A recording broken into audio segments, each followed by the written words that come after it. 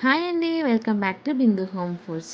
ఈరోజు మనం vegetable rice and దానికి కాంబినేషన్గా షేర్వా ఎలా చేసుకోవాలో ఈ వీడియోలో చూసి నేను చేసుకున్నామండి. చాలా టేస్టీగా, ఎమ్మీగా, హెల్దీ వేలో ఎలా ప్రిపేర్ చేసుకున్నామో తెలుసుకున్నామండి. ఈ వెజిటేబుల్ పలావ్కి కావాల్సింది మనం ఫస్ట్ రైస్ ప్రిపేర్ చేసుకున్నామండి. దీనికి మనం onion, chilli, tomato, potato, carrot తీసుకుంటున్నాము. దీన్ని మనం కొంచెం పెద్ద సైజులోనే మీడియం సైజులో కట్ చేసుకున్నామండి. ఈ రైస్ని మనం ప్రెషర్ కుక్కర్లో చేస్తున్నాం కాబట్టి మీ టొమాటో సైజ్, పొటాటో సైజ్ మీకు కొంచెం పెద్దగా కట్ చేసుకున్నా తొందరగా ఉడికిపోతాయండి. దీనికి కావాల్సింది బిర్యానీ స్పీసీస్. దీనికి నేను చెక్క, లవంగ, మిరియాలు, యాలక్కాయలు, చెక్క, బిర్యానీ ఆకు, స్టార్ అనాస ఇవన్నీ తీసుకుంటున్నానండి. మీ దగ్గర ఉండే ఎటువంటి ఐటమ్స్ అయినా మీరు తీసుకోవచ్చండి బిర్యానీ స్పైసీస్.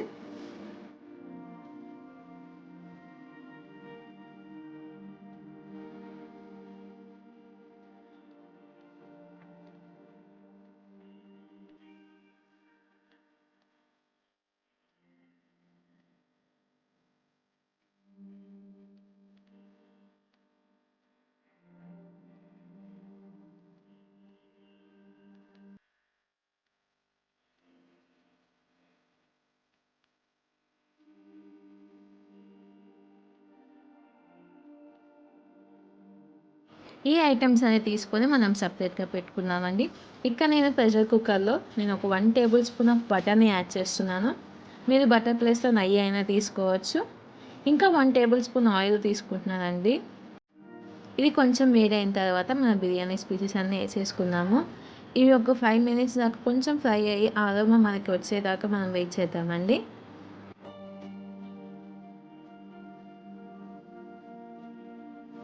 అది ఫ్రై అయిపోయినాయండి. ఇప్పుడు మనం ఆనియన్స్ అని చిల్లీ యాడ్ చేసుకున్నాము.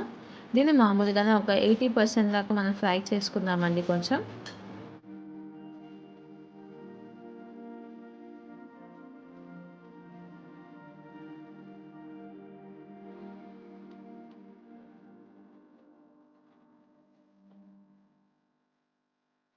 చూడండి, ఈ విధంగా మనం ఫ్రై చేసేసుకున్నామండి.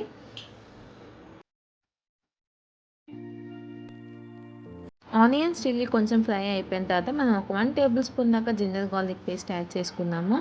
మీకు కావాలనుకుంటే ఇంకా కొంచెం మంట స్పైసీ కావాలి అనుకుంటే ఇంకొక 1 టేబుల్ స్పూన్ దాకా యాడ్ చేసుకోవచ్చండి. ఆ జింజర్ గార్లిక్ పేస్ట్ మనం ఆ పచ్చి వాసన పోయేదాకా కొంచెం మిక్స్ చేసుకుందామండి ఆయిల్లో. తర్వాత నేను ఒక 10 పీసెస్ వేసుకుంటున్నాను. మీకు ఇది ఆప్షనల్ అండి, మీకు కావాలంటే వేసుకోండి. వేసుకుంటే చాలా మంచి టేస్ట్ వస్తుంది. ఇది కూడా కొంచెం ఫ్రై అయిపోయిన తర్వాత ఇప్పుడు మనం వెజ్జీస్ అన్నీ వేసేద్దామండి. నేను ఇక్కడ క్యారెట్, పొటాటో, టమాటో అన్నీ ఒకేసారి వేసేస్తున్నానండి. మనం ప్రెషర్ కుక్కర్లో కాబట్టి మనం అన్నీ ఒకేసారి వేసేసి బాయిల్ చేసేసుకోవచ్చు అండి. మీరు మామూలుగా కుక్కర్లో చేసుకుంటున్నారనుకుంటే టొమాటో అనేది లాస్ట్లో వేసుకోండి. ముందు ఈ వెజ్జీస్ అన్నీ వేసుకుంటే టొమాటో లాస్ట్లో వేసుకుంటే అది మగ్గిపోతుందండి.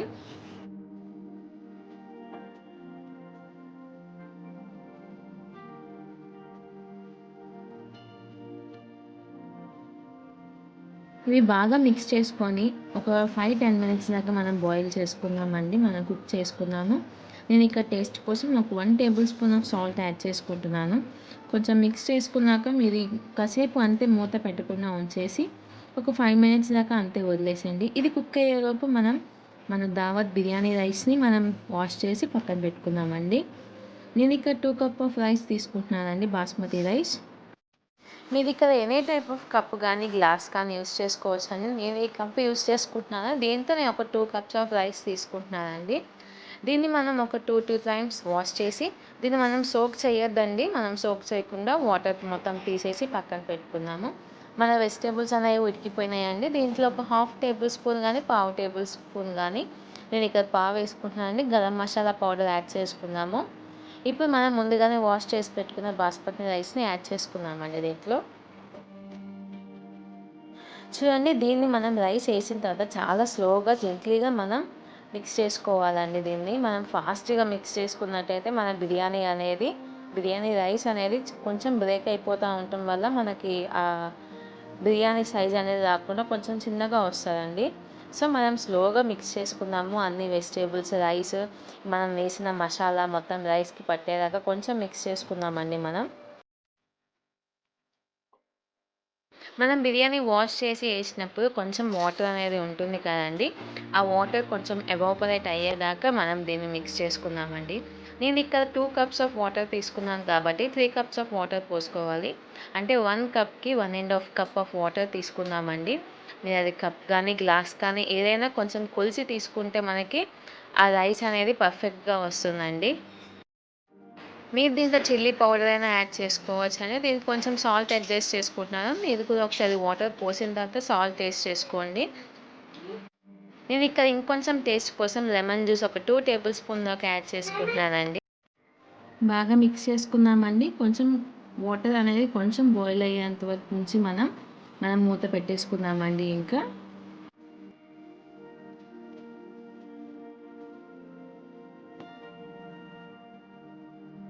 మూత పెట్టేసి మనం విజిల్ పెట్టేద్దామండి.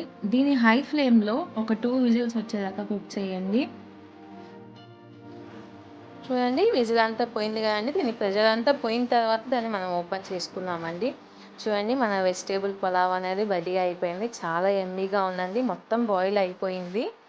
మీరు దీన్ని ఓపెన్ చేసిన తర్వాత నిదానంగా మీ స్పూన్తో చాలా స్లోగా దీన్ని ఇట్లా ఈ విధంగా పైకి లేపండి. కింద నుంచి పైదాకా అన్ని వెజిటేబుల్స్ రైస్ మిక్స్ అయ్యేంత వరకు. ఈ వీడియోలో చూపించే విధంగా మీరు ఇట్లా స్లోగా చేసుకోండి. బాస్మతి రైస్ కాబట్టి అది విరిగిపోతాయి కాబట్టి చాలా కుక్ అయ్యింది కాబట్టి మీరు చాలా స్లోగా చేసుకోండి అని.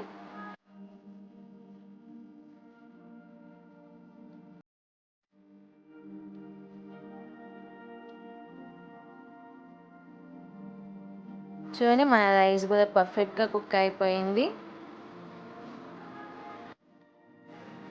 అదే మీరు నార్మల్ రైస్తో మీరు ఈ పలావ్ చేయాలనుకుంటే అండి, మీడియం ఫ్లేమ్లో 3 విజిల్స్ సరిపోతాయండి. అదే విధంగా 1 కప్ ఆఫ్ రైస్కి 2 కప్ ఆఫ్ వాటర్ సరిపోతుందండి. చూశారు కదండి. ఇప్పుడు దీనికి కాంబినేషన్లో మనం షేర్వా ఎలా ప్రిపేర్ చేసుకోవాలో కూడా తెలిసేసుకుందాం ఈ వీడియోలో. ఈ షార్వా అనేదండి మన పులావ్కి కానీ చపాతీ కానీ పరోటాకి కానీ మంచి కాంబినేషన్ అండి. మీరు ఎన్ని టైప్ ఆఫ్ రైస్ చేసుకున్నా కానీ దానికి కాంబినేషన్గా ఈ షార్వా అనేది చాలా బాగుంటుంది. దీన్ని చాలా సింపుల్గా ఎలా ప్రిపేర్ చేసుకోవాలో తెలుసుకుందామండి. ఒక ప్యాన్లో కొంచెం ఆయిల్ తీసుకొని దానికి ఒక మీడియం సైజ్ ఆఫ్ ఆనియన్ని కట్ చేసుకొని మనం దీన్ని ఫ్రై చేసుకుందామండి. ఒక 50% ఫ్రై అవుతే సరిపోతుందండి. దీనికి నేను ఇక్కడ కొంచెం లవంగా కొంచెం మిరియాలు కూడా యాడ్ చేసుకున్నానండి. అది ఆప్షనల్ అండి. మీకు ఇంకా గరం మసాలా కావాలి అనుకుంటే మీరు యాడ్ చేసుకోవచ్చు, లేదంటే వద్దు అనుకుంటే సరిపోతుందండి. కొంచెం క్యాష్యూ నట్స్ యాడ్ చేసుకుంటున్నామండి. మనం ఆనియన్ ఈ జీడిపప్పుని పేస్ట్ చేసుకొని మీరు ఎటువంటి కర్రీలో అయినా యాడ్ చేసుకోవచ్చండి. నేను ఇక్కడ డ్రై కోకోనట్ పౌడర్ని యాడ్ చేసుకుంటున్నాను. దీని బదులు మీరు మామూలు కోకోనట్ని అయినా యాడ్ చేసుకోవచ్చు, లేదా ఎండి కొబ్బరిని అయినా యాడ్ చేసుకోవచ్చు అండి. మా ఇంట్లో ఇది పౌడర్ ఉంది కాబట్టి నేను యాడ్ చేసుకుంటున్నాను. అది మీకు ఏది కావాలనుకుంటే ఆ కోకోనట్ని యాడ్ చేసుకోవచ్చు అండి. దాన్ని మొత్తం సపరేట్ చేసి కొంచెం చల్లారిన తర్వాత దాన్ని పేస్ట్ చేసుకుందామండి. అదే ప్యాన్లో మళ్ళీ మనం కొంచెం ఆయిల్ తీసుకొని మనం బిర్యానీ స్పైసెస్ అన్ని యాడ్ చేసుకొని కొంచెం మిక్స్ అయిన తర్వాత మనం ఆనియన్స్ చిల్లీస్ని కూడా యాడ్ చేసి కొంచెం ఫ్రై చేసుకుందామండి. కొంచెం ఫ్రై అయిపోయిన తర్వాత అల్లం వెల్లుల్లి పేస్ట్ కూడా యాడ్ చేసుకొని ఆ పచ్చి వాసన పోయేంత వరకు మనం దాన్ని మిక్స్ చేసుకుందామండి. మీకు ఆయిల్ ఒకవేళ కొంచెం సరిపోదు అనుకుంటే మీరు కొంచెం యాడ్ చేసుకోవచ్చండి. అదేవిధంగా ఒక 2 టొమాటోస్ ఆఫ్ ప్యూరీని యాడ్ చేసుకుందామండి. 2 టొమాటోస్ తీసుకొని దాన్ని మిక్సీ పట్టి నేను బ్లెండ్ చేసుకొని ఆ పేస్ట్ నేను దీంట్లో యాడ్ చేస్తున్నానండి. మనం పేస్ట్ అనేది యాడ్ చేయటం వల్ల షార్వా అనేది కొంచెం థిక్గా వస్తుందండి. టొమాటో ప్యూరీ అనేది కొంచెం కుక్ అయిపోయేలోపు మనం ఒక చిన్న బౌల్లో సాల్ట్ తీసుకున్నాము. 1 table spoon of salt, 1½ table spoon of chilli powder add చేసుకున్నాము. ఒక 1 table spoon of coriander powder, ధనియాల పొడిని కూడా యాడ్ చేసుకున్నామండి. ఒక 1/2 టేబుల్ స్పూన్ ఇక గరం మసాలా యాడ్ చేసుకుంటున్నాను. ఇంకో 1/2 టేబుల్ స్పూన్ దాకా మనం జీరా పౌడర్ని యాడ్ చేసుకుంటున్నామండి, జీలకర్ర పౌడర్ని. బాగా మిక్స్ చేసుకొని దీంట్లోనే కొంచెం పసుపు కూడా యాడ్ చేసుకొని మనం మిక్స్ చేసుకుందామండి. ఇవన్నీ ఒకేసారి మనం టొమాటో ప్యూరీలో యాడ్ చేసుకోవడానికి ముందుగానే ఒక బౌల్లో ఇవన్నీ యాడ్ చేసి పెట్టుకుంటున్నామండి. చూడండి, మన టమాటో ప్యూరీ అనేది మనకి కుక్ అయిపోయిందండి. మనం కొంచెం దీన్ని మిక్స్ చేసుకొని మనం ముందుగానే ఇందాక మిక్స్ చేసి పెట్టుకున్న మసాలా ఉంది కదండి, అది యాడ్ చేసుకుందాం దీంట్లోకి.